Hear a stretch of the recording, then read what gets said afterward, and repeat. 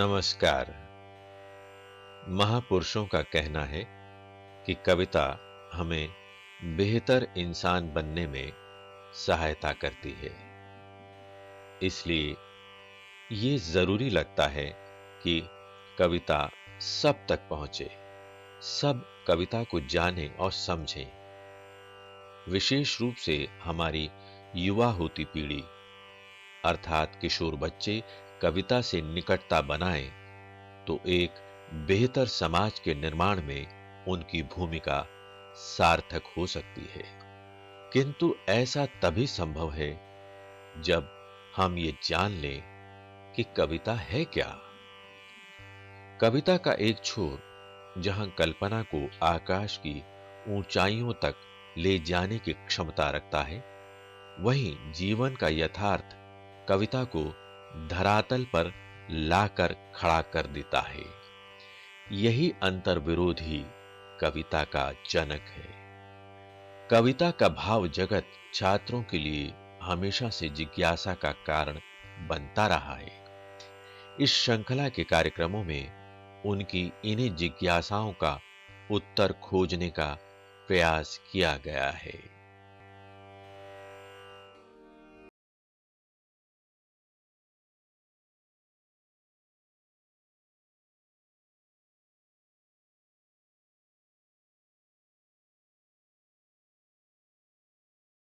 कवि और कविता श्रृंखला के अंतर्गत आज हम प्रस्तुत कर रहे हैं छायावाद के महत्वपूर्ण कवि सूर्यकांत त्रिपाठी निराला और उनकी कविता बादल राग पर आधारित यह कार्यक्रम।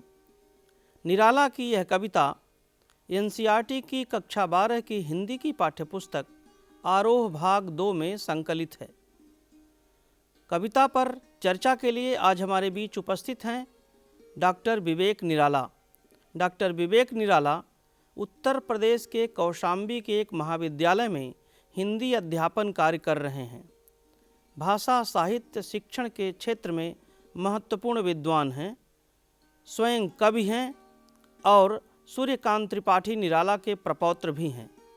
उनसे चर्चा कर रहे हैं डॉक्टर धर्मवीर। डॉक्टर धर्मवीर प्रबुद्ध अध्यापक हैं, भाषा शिक्षण में उनकी गहरी रुचि है। आइए देखते हैं उनकी बातचीत। साथियों, आज हम महाकवि सूर्यकांत त्रिपाठी निराला और पाठ्यक्रम में संकलित उनकी कविता बादल राग पर परिचर्चा आरंभ कर रहे हैं। परिचर्चा के लिए हम लोगों के बीच उपस्थित हैं डॉक्टर विवेक निराला जी। डॉक्टर विवेक निराला जी, आपका इस कार्यक्रम में हार्दिक स्वागत है। नमस्कार। निराला जी, कविता पर हम बातचीत आरंभ करें इससे पहले क्या अच्छा नहीं होगा कि निराला जी के जीवन का संक्षिप्त परिचय आप हमारे विद्यार्थियों के लिए रख दें, तो वह कविता को स्पष्ट करने में ज़्यादा लाभदायक होगा। जी, निराला के जन्म के संबंध में दो तिथियां मिलती हैं। कई जगह पर 1896 का उल्लेख है और कई जगह पर 1899 का। जी, मुझे लगता है कि 1896 ज़्यादा प्रामाणिक है। जी, निराला ने वसंत पंचमी का दिन अपने जन्मदिवस के रूप में जी चुना था, तो वसंत पंचमी 1896 को ही जी जी उनकी जन्मतिथि मानी जानी चाहिए। जी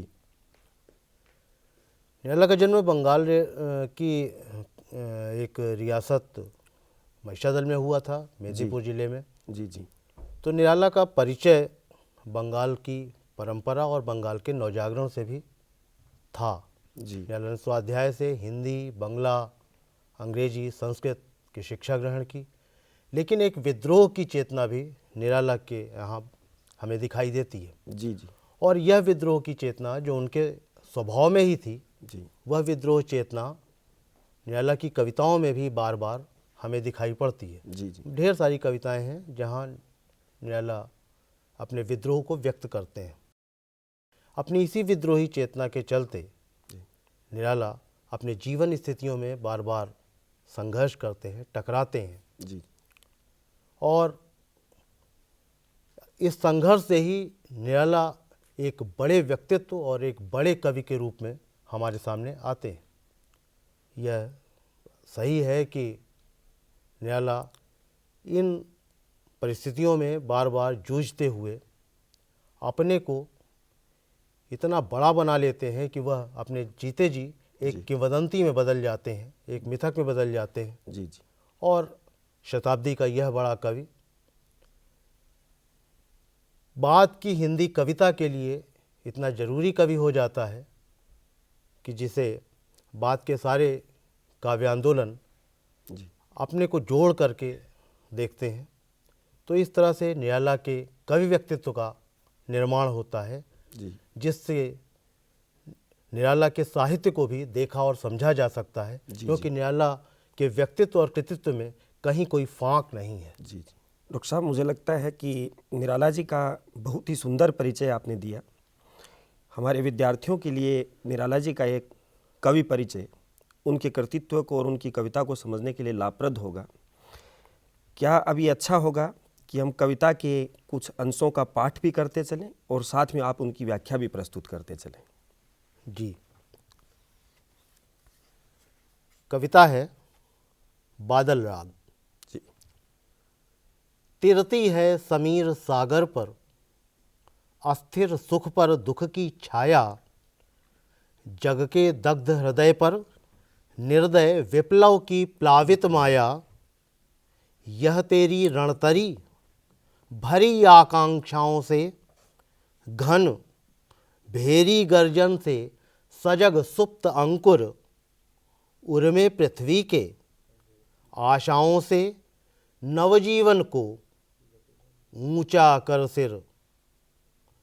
ताक रहे हैं ऐ विप्लव के बादल।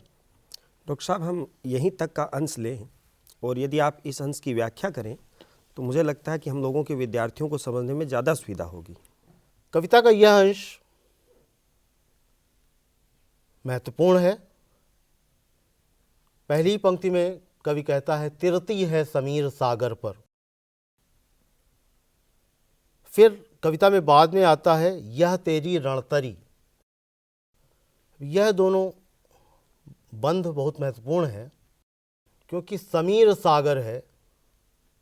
आप जानते हैं कि बादल हवाओं के साथ गतिमान होते हैं, गति करते हैं। बादलों के लिए जब वह रणतरी या युद्धपोत कह रहे हैं जी। तो वह युद्धपोत किसी सागर से ही आ रहा है। तो यह समीर सागर है जिस पर सवार होकर के, जिस पर चलकर यह युद्धपोत आ रहा है। अस्थिर सुख पर दुख की छाया जब कवि कहता है जी। तो कवि यह बताता है कि इस क्रांति के आह्वान से, क्रांति के बाद यह जो सामंती और पूंजीवादी शक्तियां हैं जी। इनका जो सुख है वह कितना अस्थिर है, इस पर शीघ्र ही दुख की छाया पड़ने वाली है। जग के दग्ध हृदय पर, यह संसार जो इस शोषण से दग्ध है उस पर निर्दय विप्लव की प्लावित माया, उस पर यह क्रांति आने वाली है। और माया शब्द का इस्तेमाल यहाँ पर निराला करते हैं, क्योंकि दार्शनिक स्थितियों में देखें, दर्शन में, तो माया ब्रह्म की शक्ति है, उसी से ही वह सारा सृजन करता है। तो इस ध्वंस के साथ निर्माण भी लगा हुआ है, वह शक्ति है। उस शक्ति के साथ निराला इस क्रांति को प्रस्तुत करते हैं। जी। भेरी गर्जन से सजग सुप्त अंकुर उर्मे पृथ्वी के। जी। यह रणयुद्ध की, यह रणभेरी है, जी। युद्ध की दुंदुभी है। और यह बादलों का गर्जन, इससे जो छोटे लोग हैं, जैसे जो अंकुरित होंगे, जो निर्मित होंगे, जी। वह अपने जीवन में आशाएं लिए हुए हैं जी। और वे अपनी आकांक्षाओं के साथ ताक रहे हैं, उन बादलों को बुला रहे हैं कि वह बादल आएं और क्रांति संभव हो। डॉक्टर साहब, बहुत अच्छी व्याख्या आपने इस अंश की। लेकिन इस अंश में बादल के लिए एक संबोधन आया है, विप्लव के बादल। यहाँ बादल को विप्लव के बादल कहे जाने का क्या अभिप्राय है? विप्लव के बादल निराला यहाँ इसलिए कहते हैं क्योंकि निराला इस कविता के इस अंश में जो चित्र उपस्थित कर रहे हैं वह क्रांति का, जी युद्ध की तैयारियों का है। युद्धपोत चला आ रहा है, जी रणभेरी बज रही है और लोगों की आशाएं उसके साथ जुड़ी हुई हैं, आशाओं का अंकुरण हो रहा है। तो इस अंश में निराला बादलों को वाहक बता रहे हैं विप्लव का, इसलिए विप्लव के बादल कहकर संबोधित करते हैं। जी, मतलब वह क्रांति के बादल हैं। क्रांति के बादल। बहुत अच्छी व्याख्या डॉक्टर साहब आपने की। हमारे विद्यार्थियों के लिए कविता की इस अंश की व्याख्या बहुत उपयोगी रहेगी। इसी तरह यदि हम कविता के अगले अंश पे बढ़े, आप उसका पाठ करें और उसके बाद उसकी व्याख्या हो, तो हम कविता के अभिप्राय को और स्पष्ट कर पाएंगे। फिर बार बार गर्जन वर्षण है मूसलधार, हृदय थाम लेता संसार, सुन सुन घोर वज्र हुंकार। अशनिपात से शापित उन्नत शत शत वीर, क्षत विक्षत हत अचल शरीर, गगन स्पर्शी स्पर्धा धीर। हंसते हैं छोटे पौधे लघु भार, शस्य अपार हिल हिल खिल खिल, हाथ हिलाते तुझे बुलाते, विप्लव रव से छोटे ही हैं शोभा पाते। बहुत सुंदर। अब इस अंश में जी निराला बार बार गर्जन, जी फिर मूसलाधार वर्षा का चित्र उपस्थित करते हैं जी और बताते हैं कि सुन सुन कर यह वज्र हुंकार, यह बादलों का गर्जन, यह जो ऊंचे खड़े हुए सैकड़ों शत जी क्रांति विरोधी लोग हैं, जी क्रांति के द्वारा इन सब पर वज्रपात होना ही है और ये शत विक्षत होने, धराशायी होने के लिए अभिशप्त है।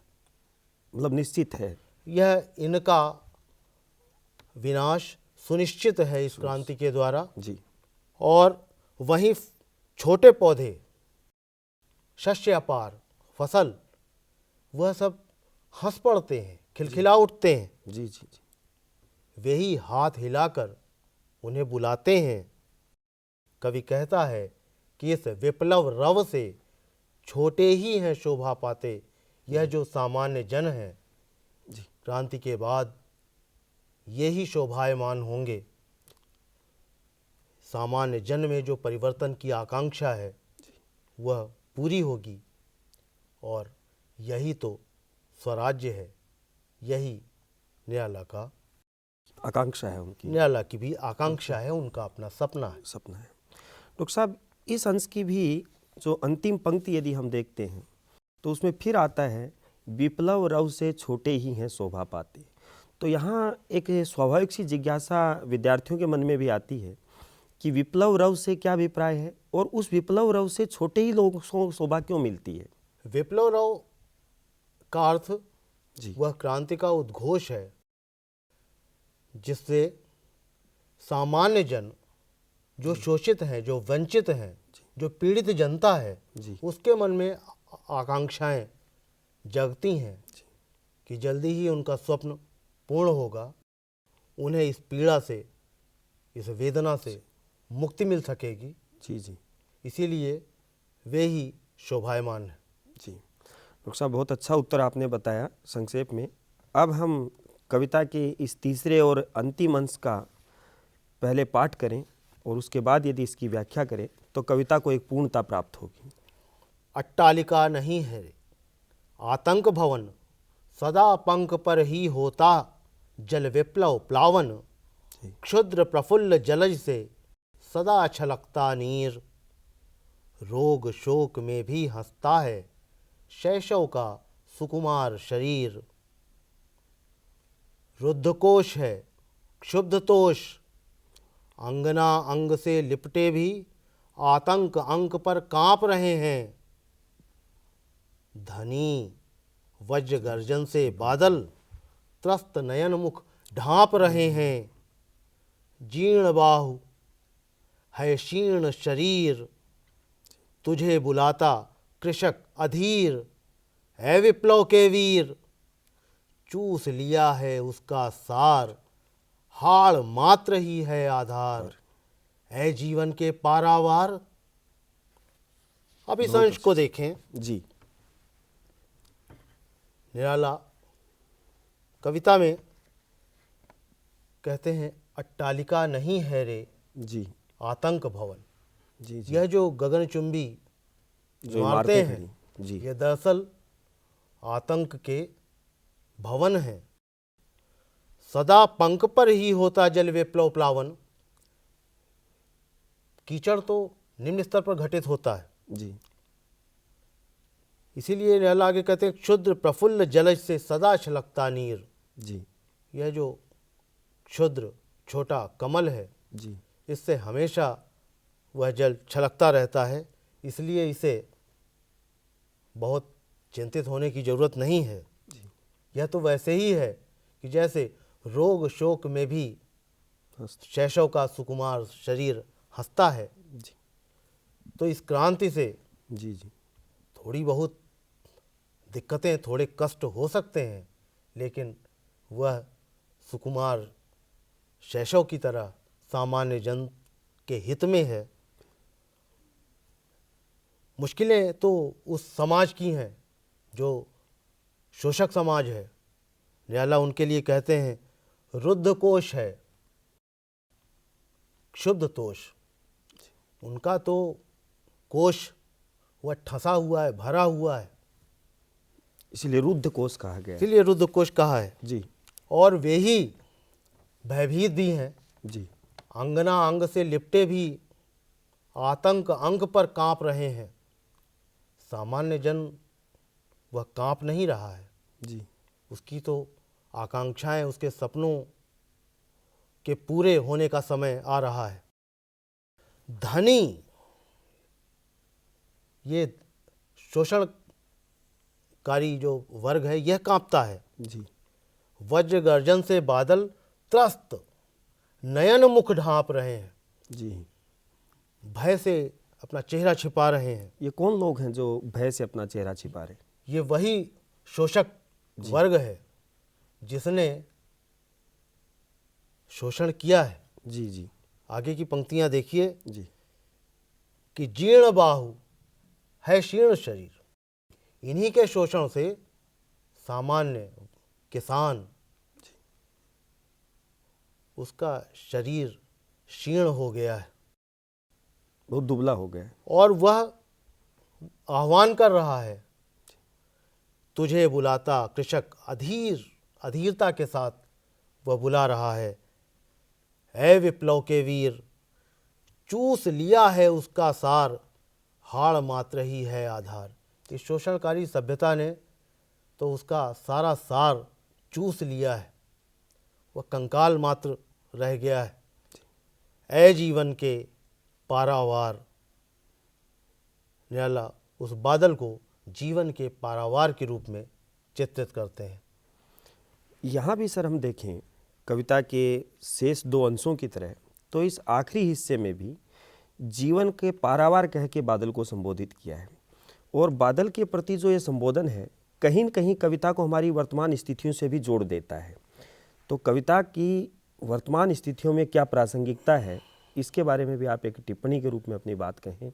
बिल्कुल जी यह अभी तक देखिए, बादल को बार बार विप्लव के वीर जी या विप्लव के बादल कहकर कवि संबोधित करता है। जी जी जी लेकिन इस क्रांति के बाद, जी यानी नाश के बाद जो निर्माण होना है, जी जो नव सृजन है, जी। जो नव जीवन है, जी इसकी भी सारी संभावनाएं इस बादल में ही निहित है। जी इसीलिए कवि एक साथ उसे विप्लव के वीर भी कहता है जी और जीवन के पारावार, जिसमें जीवन की अनंत संभावनाएं हैं। जी अनंत आकाश में बादल छाते हैं, तो जैसे आकाश अनंत है, वैसे इन बादलों के साथ जीवन की संभावनाएं भी अनंत हैं।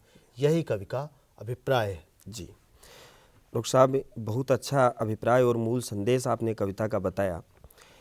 इसके अलावा एक छोटी सी जिज्ञासा और हम लोगों के विद्यार्थियों में एक बीच रहती है, और वह यह है कि इस कविता के शिल्प पक्ष पर, इस कविता की कलागत सुंदरता पर भी यदि एक टिप्पणी पूर्वक बात अपनी कहें तो हम लोगों के विद्यार्थियों के लिए ज़्यादा महत्वपूर्ण होगा। इस कविता की रचना मुक्त छंद में की गई है जी और निराला अपने मुक्त छंद को आर्ट ऑफ रीडिंग भी कहा करते थे। जी तो यह कविता पढ़ते हुए, कविता पाठ जी करते हुए लगता है कि यह कैसे आर्ट ऑफ रीडिंग है। अच्छा, यह मुक्त छंद है। किस तरह से, वह छंद मुक्ति नहीं है जी वह मुक्त छंद है। जी जी वह एक आर्ट ऑफ रीडिंग जिसे निराला कहते हैं, पढ़ने का तरीका है कि किस तरह से उस कविता को हम पढ़ें। जी लयबद्ध है, जी एक उसकी भी अपनी एक लय है। जी दूसरी बात है कि इस कविता में निराला रूपकों का बहुत प्रयोग करते हैं। जी और आप देखिए कि क्रांति की कविता है, क्रांति के आह्वान की कविता है, तो भाषा भी विषय के अनुकूल, तात्समिक और थोड़ा सा ओज वाली। ऐसी ओजपूर्ण होती गई है जी कि जो विषय के साथ जी भाषा का एक तालमेल हो सके। जी पूरी कविता में एक तरह से प्रकृति का मानवीकरण है जी और फिर भी यह कविता विद्रोह की, क्रांति की एक बड़ी कविता के रूप में हमारे सामने उपस्थित होती है। डॉक्टर विवेक जी, पाठ्यक्रम में संकलित निराला जी की कविता बादल राग की बहुत अच्छी और सारगर्भित व्याख्या आपने विद्यार्थियों के लिए की। विद्यार्थियों को निसंदेह है इस व्याख्या से बहुत अधिक लाभ होगा। आपका बहुत बहुत धन्यवाद। नमस्कार।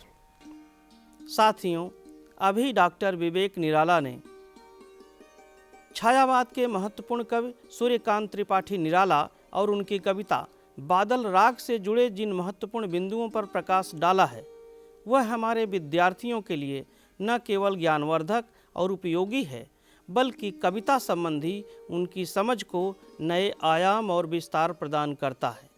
फिर भी आप लोगों के मन में कोई प्रश्न, कोई जिज्ञासा हो तो आप अपने साथियों और अपने अध्यापकों से चर्चा करें। अध्यापकों से विशेष अनुरोध है कि पाठ पढ़ाते समय विद्यार्थियों में प्रश्नाकुलता अर्थात प्रश्न पूछने के लिए प्रेरित करें। चर्चा परिचर्चा के द्वारा ही उसका समाधान प्रस्तुत करें। संभव हो तो हमें भी पत्र लिखें। हमारा पता है संयुक्त निदेशक CIET, चाचा नेहरू भवन, NCERT, श्री